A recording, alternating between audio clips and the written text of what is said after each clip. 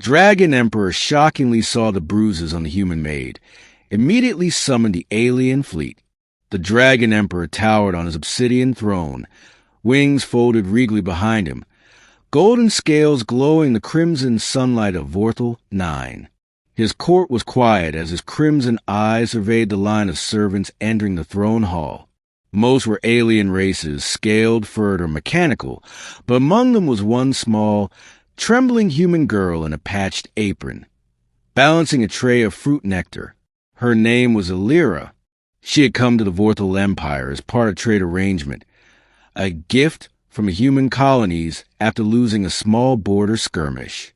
She was only supposed to clean, stay out of the way, keep her head down. But the noble family that claimed her treated her as a lesser being. As prey, the Dragon Emperor, Kael'Varen, had never paid her much attention before. Until today. Alira stepped forward to place the tray beside his throne when a slip of her sleeve exposed a dark, fresh bruise across her pale arm. The court's low murmur stopped. Dragon's senses were sharp, and Kael'Varen's gaze locked instantly on the deep purple mark staining her skin. She froze under his stare. She knew the rumors. The Dragon Emperor was a warlord, a god-beast, destroyer of fleets. His mercy was as rare as a black sun. "Who?" Kael'Varen said, his voice low and echoing like thunder rolling through a cave. "Did this to you?"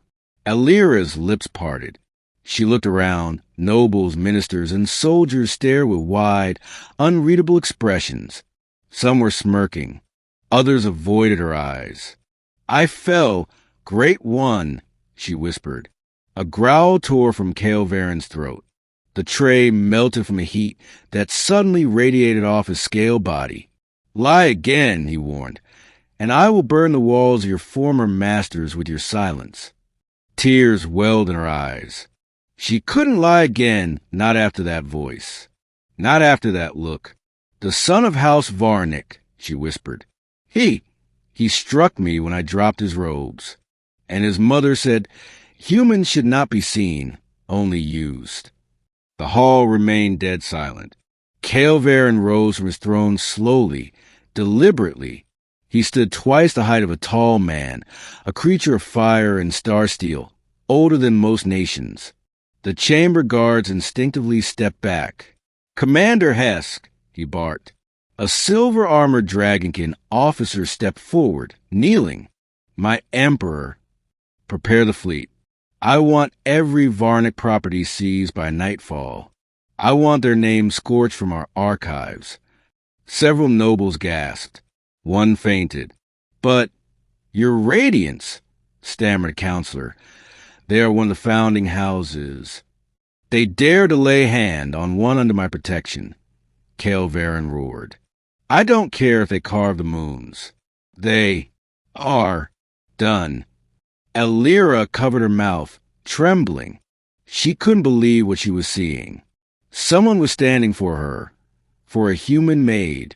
The Emperor turned to her, gaze softening ever so slightly. "You are no longer their property," he said. "You will serve in this palace directly. No one touches you again." "Why?" she asked, her voice cracking. "I'm just human." Kael'Varen's eyes glinted. 1,000 years ago, during the War of Flame, a human medic saved my life. She had nothing, no armor, no strength, no wings.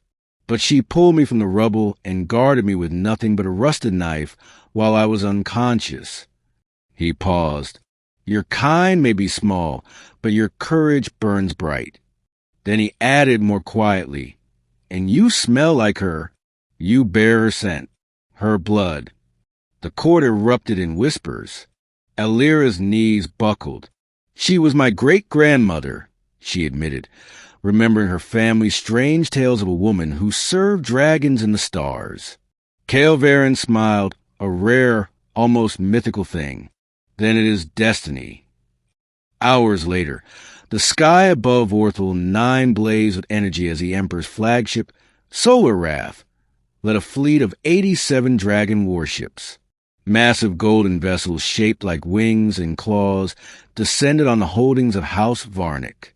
Their towers crumbled beneath plasma barges. Their records were purged. Their leaders arrested. Back at the palace, Alira watched from a crystal balcony, stunned. She was dressed in soft silks now, her bruises tended by the royal healers. Kael'Varen approached her, cloak fluttering like molten fire behind him.